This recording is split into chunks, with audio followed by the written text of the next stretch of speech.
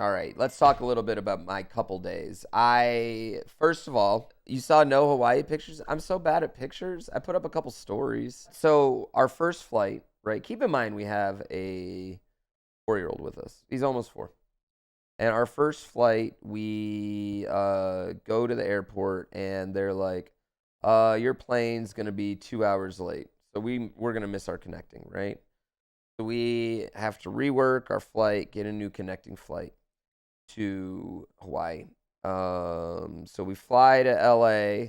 It basically adds like 5 hours to our trip. 4.5 hours. It was 4.5 hours to our trip. It adds 4.5 hours to our trip. 2 hours at our first airport, 2 hours in LA. And then like, hour 50 to get LA from Northern California, whatever. So we get to LA, we're waiting, we're hanging out, right? We notice that there's like so many people at our gate. We're like, why is there so many fucking people at our gate? And it turns out because we were taking one of those, and I have never actually taken one of these planes, chat. I didn't actually know they really existed, like around the world or like on movies, but I took one of those airplanes that has 3 seats and then 4 seats and then 3 seats. And it had like the lay down first class and everything. We weren't in the first class. We were in the no extra leg room place. But it was like, I was like, the only time I've ever seen a plane like that's like Snakes on a Plane. There were so many people. No, our first plane got delayed because there was a rowdy individual on it and they turned it around and sent it back to where it started, to San Francisco. Which I'm really bummed about, because here's my thing. Right, if I'm going to get delayed 4 hours because the plane gets turned around for a rowdy passenger, I want to be on that plane. That's all I'm saying. I was affected by it, but got none of the benefits. None of the benefits. I just don't get what you can do to get, like, when I travel, I feel so helpless in general. I feel like and know I have no power in those situations. So I just feel like in a post 9/11 world, right, for the last 20 years, like you can't do shit on airplanes. You can't fuck around, because you will find out on airplanes. There's a lot of places people can fuck around and they don't find out. But on an airplane, you find out 100% of the time. So obedient. Dude, the seatbelt sign comes on, click, click. Like the whole time.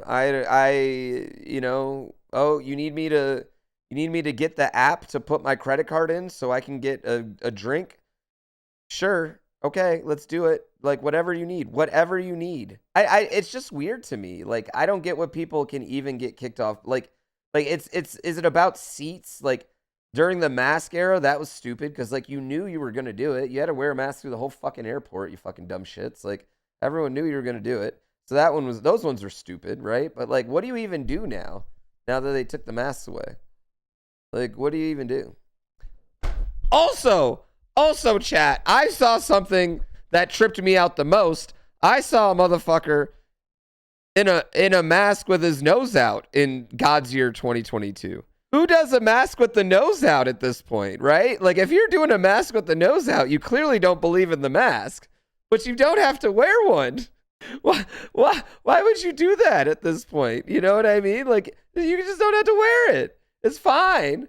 Like, I'm very pro wearing masks in little tiny airplanes, prisons. You know what I mean? Like, especially if you're coughing, you're sick, whatever. Like, do it. Everybody. That was a rule I would not be mad at if they brought back forever, just because, like, fucking airplanes are gross. Flights delayed, get there real late, have a good time.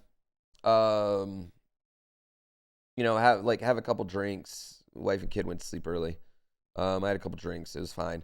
Next day, woke up and we had really no obligations. So we got some breakfast. And that morning, it was like probably my only free morning. We woke up, had some breakfast, went to the beach, hung out. Then we went to Steve Aoki's Hibachi Grill that was there on the resort. Yeah. But, like, here's the thing about Steve Aoki's Hibachi Grill, right? It's just Benihana.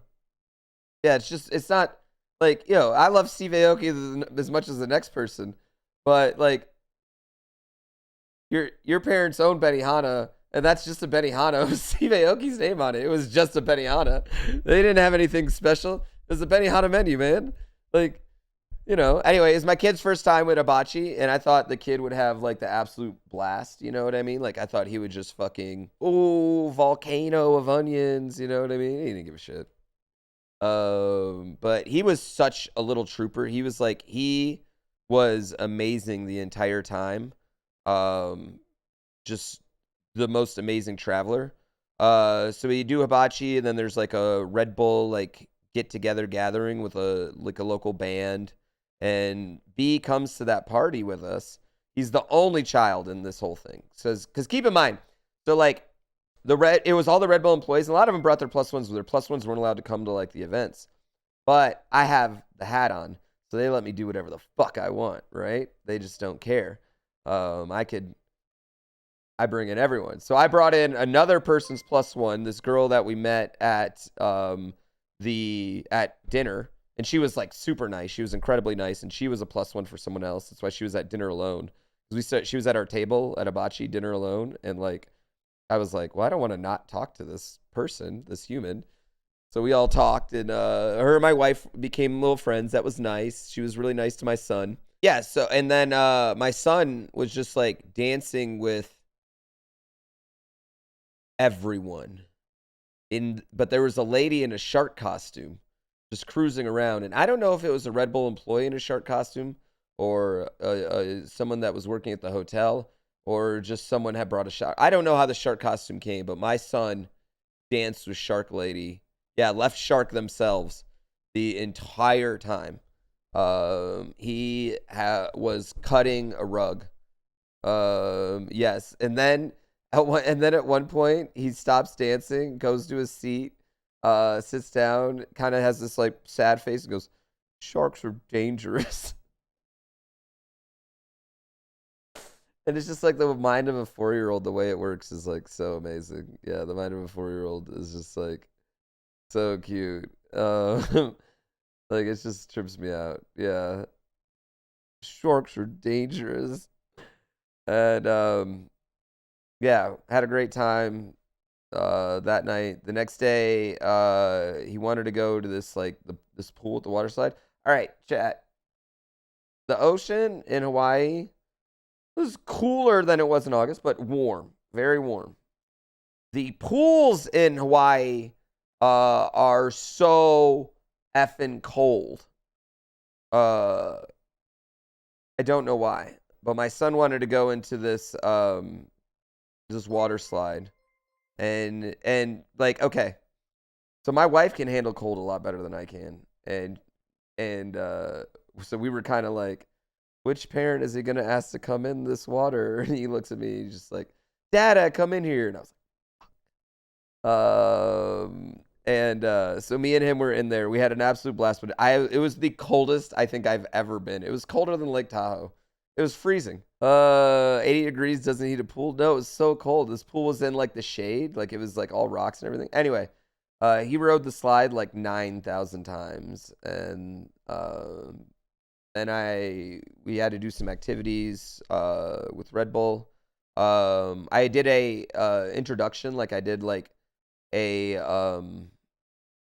not like a speech, but just like a little like I introduced someone for Wings for Life. We learned a little bit more about Wings for Life. I got to meet a kid named Justin, 25 years old, has had a spinal cord injury at 21, and he's going through one of the human trials right now in Wings for Life.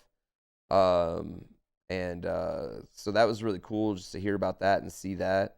The only bad part about that was that the human trial was happening at Ohio State. So like, I hate to give Ohio State credit for anything, but that was really cool. Another, nice moment to kind of link everything up. Don't forget, holiday special, December 20th for Wings for Life. I'm a snowboarder. How am I bad at cold? Okay, so I am a snowboarder, but you don't get cold snowboarding because I have like lots of stuff on, and I'm doing a physical activity. You know what I mean? You don't really get cold snowboarding. Like if it's windy, I put a mask on. You know what I mean? I have a helmet. I have beanies. I have padding underneath my, I have a padding, a hoodie, and a jacket. Like I'm warm as shit snowboarding. I've got nice wool socks. Cold water? Oh, the cold water is different. Yeah. EJ Crafter. No, but Justin was super cool. Got to see our friend Aaron Baker, who we'll see again on December 20th. We'll talk to him again on December 20th. And from Wings for Life, and just got to talk about a lot of things. Got to talk to a lot of people who have money while they're drunk. So hopefully we'll have more ideas with Red Bull, more silly ideas coming up in the future. Yeah, a lot of really silly ideas. Like, you know what I mean? It's always really good when you talk to important people while they've been drinking.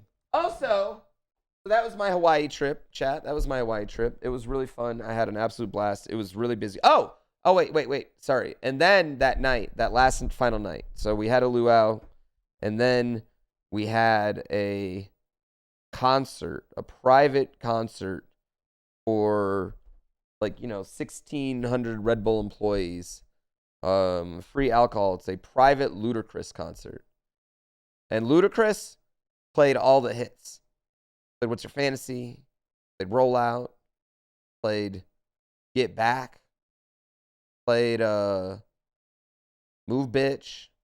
Played Baby with Justin Bieber. Glamorous. He played literally every goddamn song that Ludacris ever made. He fucking played. And he crushed. All I Do Is Win. All the hits. Every last one. It was actually really awesome. I was wildly impressed by Luda.